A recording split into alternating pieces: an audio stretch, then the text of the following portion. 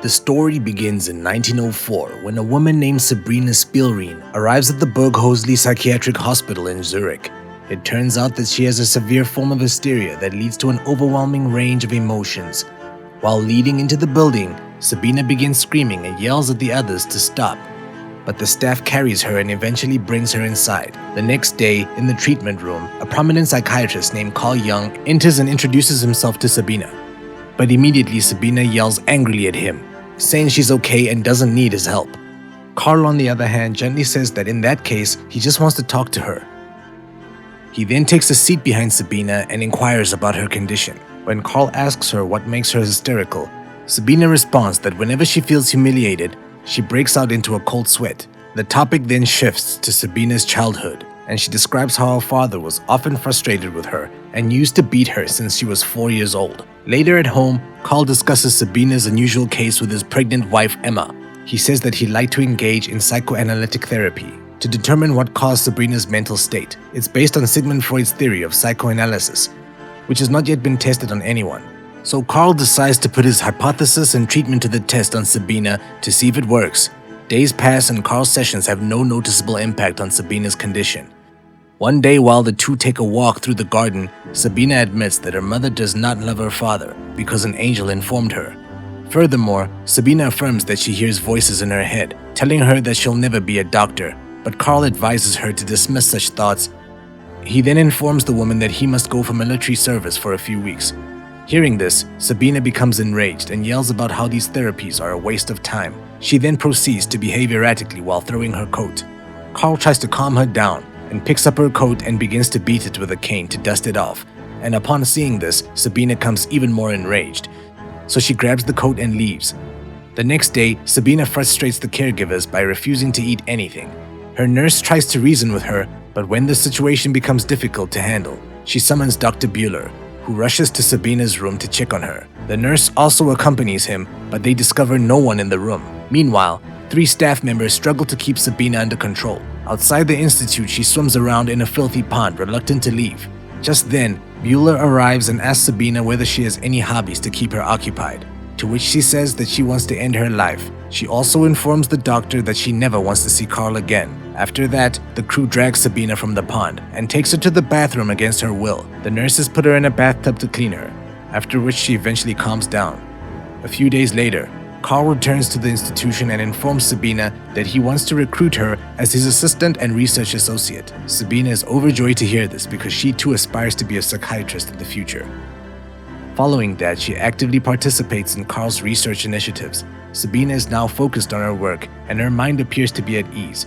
One day, Carl invites his wife Emma to participate in his research, and after their session, he asks Sabina about her thoughts on Emma. After thinking for a while, Sabina says that Emma is concerned about her baby and fears her husband no longer has affection for her. Now, Carl's surprised to hear this from her, and on top of that, Sabina concludes that Emma is his wife, but Carl tries to act as if she's wrong. In the next scene, Emma gives birth to a baby girl, and Carl's happy seeing this. Emma, on the other hand, apologizes to her husband for failing to give him a son. Later, Carl and Sabina resume their session, and he learns that when her father used to beat her, she felt excited and eventually became a sadist. She then began looking for any way to humiliate herself. That would make her pleased. Therefore, when Carl hit her coat with a stick, she became excited and shouted.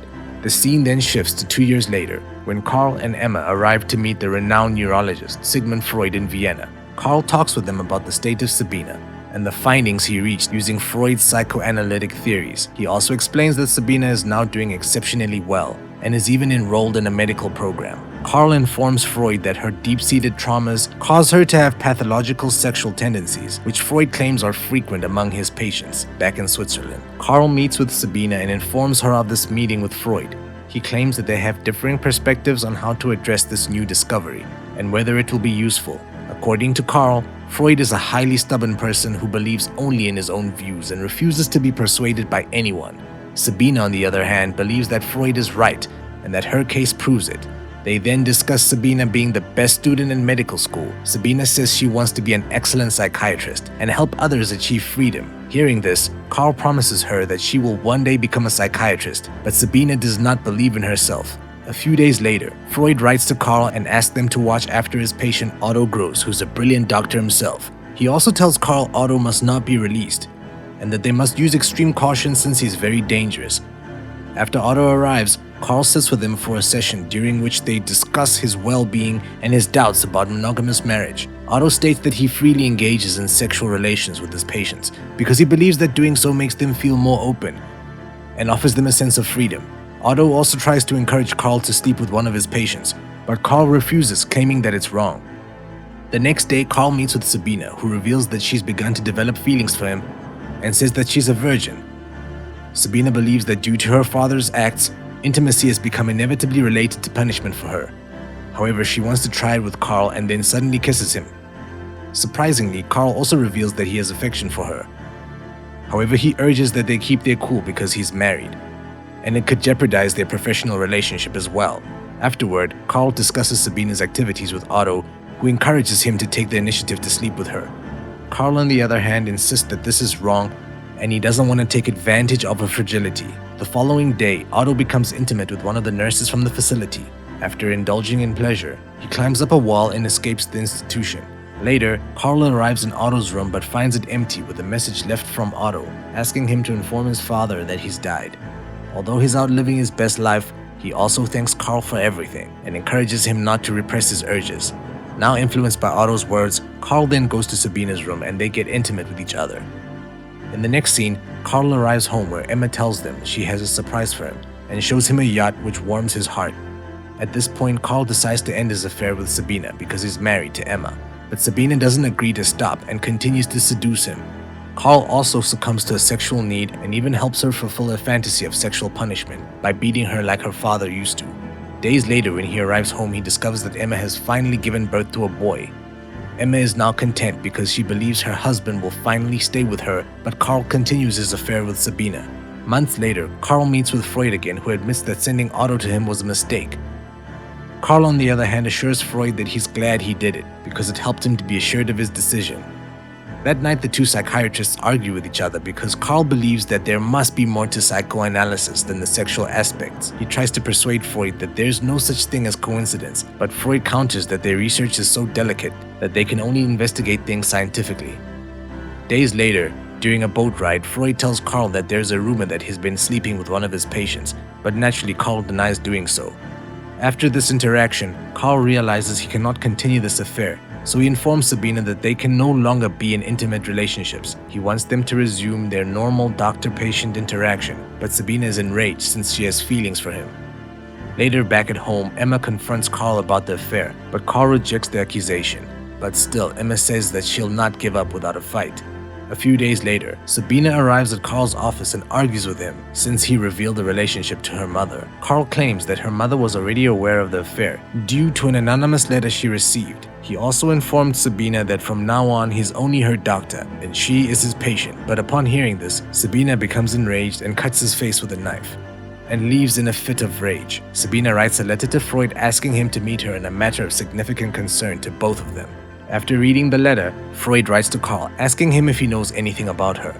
In response, Carl states that Sabina was the case that brought them together, and he begs Freud to intervene to prevent a disaster. After that, Freud sends a letter to Sabina in which he expresses his belief that she and Carl were once close but are no longer together. He tells Sabina that they must solve their problems between them without any external help. After reading this letter, Sabina visits Carl's office and discovers that he's leaving the hospital. She accuses him of convincing Freud that she's lying about the affair, so she demands that he writes a letter to Freud in which he must tell the whole truth about their affair. On top of that, Sabina threatens Carl that she has the power to destroy him, but she's decided not to. Having no other option, Carl eventually writes a letter to Freud in which he claims that everything Sabina said was true. Days later, we see Carl and Freud boarding a ship headed for America. In the evening, they talk about Carl's bizarre dream and their individual interpretations of it. However, Freud is reluctant to disclose his dreams to Carl because he doesn't want to jeopardize his authority. The scene then shifts to a few years later when Sabina visits Carl to work on a dissertation. She informs them that she'll leave Zurich to relocate to Vienna after receiving her degree. Carl sobs when he hears this and begs her not to go, but Sabina has already made her decision. 2 years later, Sabina graduates as a psychiatrist, and she meets Freud in Vienna.